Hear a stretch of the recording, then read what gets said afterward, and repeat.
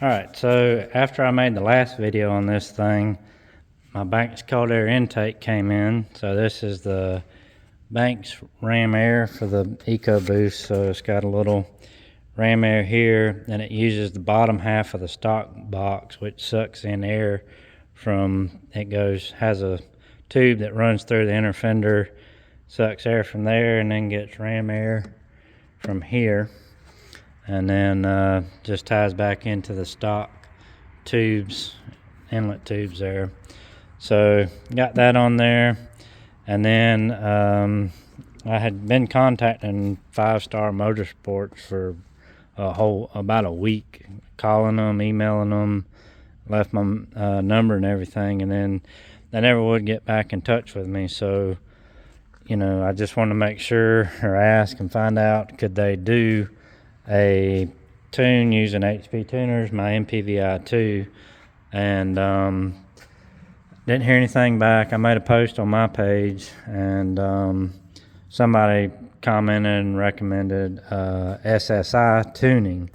So I reached out to them, and before I got up from my computer from sending the email to them, I got a response back saying, yes, we can do that. Go to this link and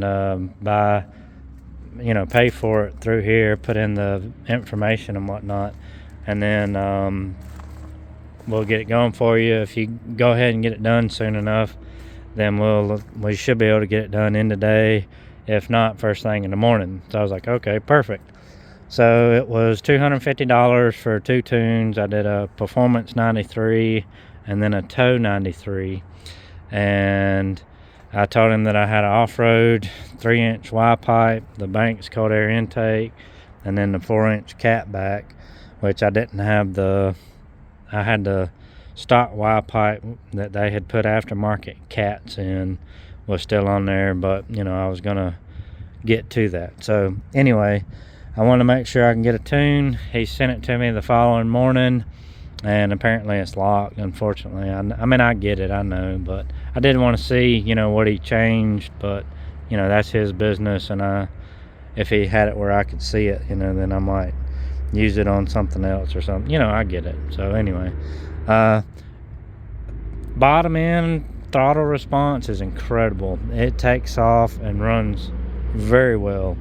When you're coming up a hill and you just roll in it, and it just goes right up the hill, no problem. Great power, good acceleration, cruise is good. So the tank before this, I put the tune on at the end of it, still had the stock Y pipe with the cats, and I think the cold air intake got put on at the end of that tank. So there was about 300 miles on the tank, and it got 15.85 miles to the gallon. So with the cold air intake and with the 3-inch off-road Y pipe that I built out of the tailpipe, I took the old 3-inch tailpipe, cut it up, reconfigured it, and made an off-road Y pipe. So and that really helped a lot, doing the 3-inch Y pipe. So 1585. Now the gauge readout showing 15.5, 15.6 miles per gallon, and some of that was in town driving. I went into town to get welding gas. I needed some welding gas to build the Y pipe, and had to stop by Harbor Freight and get a couple tools and everything, because my wife had gotten me a gift card there for Christmas. So used it up, got me a little 3/8 impact driver that I needed. So it dropped a little bit, because before that it was showing on the readout it was 15.9, 16.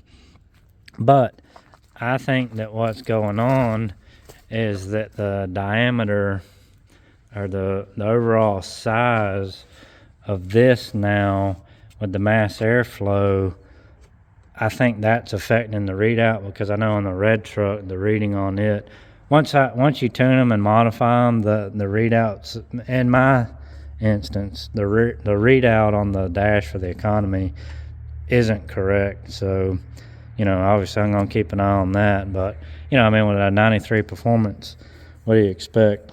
So again, I'm tickled to death with 15 miles a gallon. I mean, I know that, you know, that's probably not the best these days, but you know, for this, I feel like that's pretty good with the power and drivability and everything. Because stock, these make 365 and 420, so I have no idea, you know, what the intake and the exhaust and the tuning all added, but they claim, you know, I've saw on some, you know, 100 horsepower and like 130 foot-pounds, so, you know, I don't know if that's certain or not, but it does run really well and made a big improvement, so I'm happy with that. Another issue I've been having is this daggone oil drain on this side turbo.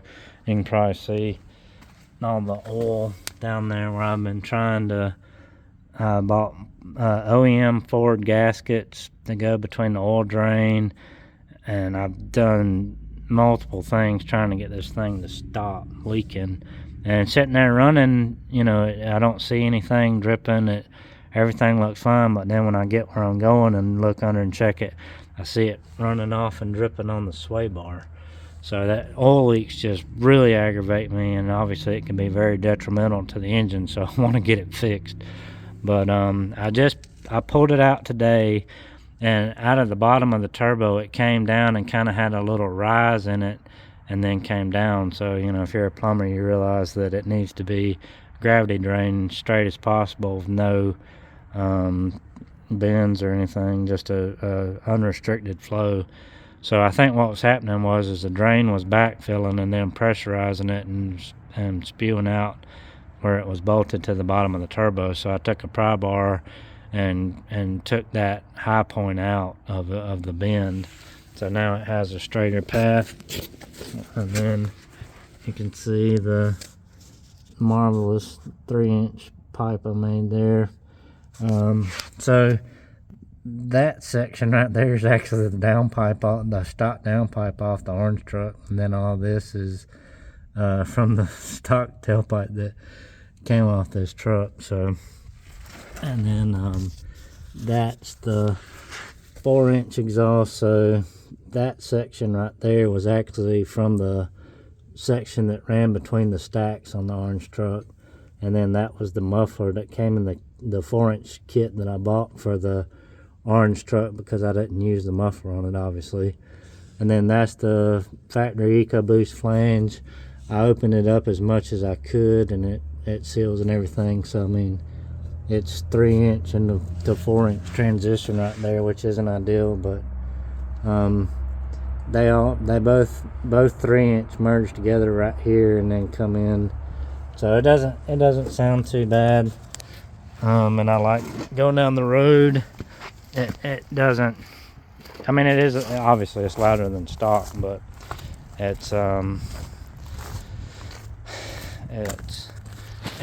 bad. Of course, I mean, I didn't have any more 4-inch to bring it out from under the truck, so but like I say, it doesn't sound too bad. We'll fire it up and let you hear it. And then I got to order the cam phasers and all that stuff, because timing chains.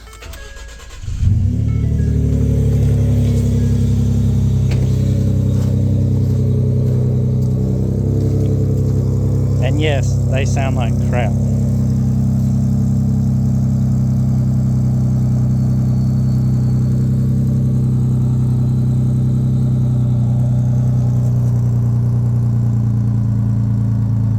Not the sound I'm used to hearing.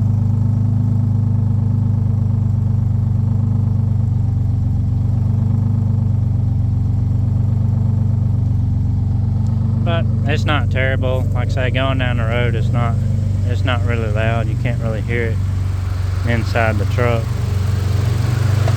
But like I say, so far I'm impressed with it.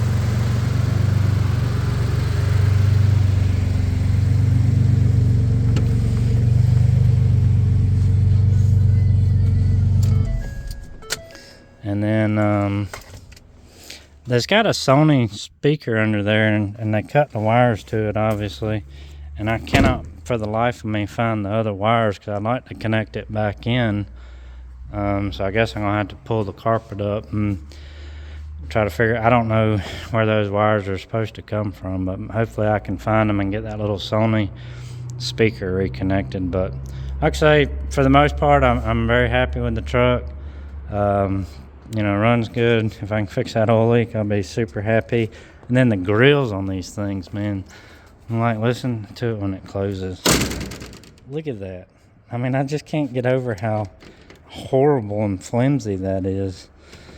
But anyway, so the red truck is for sale. It has been for sale. If anybody's interested in it, message me and I'll let you know, because I've got too many turbo vehicles in the steed right now, and I need to let a couple go. The Caprice is for sale and this thing's for sale. So if anybody's interested, just message me on the page or whatever and get in touch with me, and we can talk about pricing and whatever. But anyway, that's that for now. The update on this thing, hopefully the final one. And I'm about to get back on the Jeep and try to get everything finished up on it, and then back to our regularly scheduled program.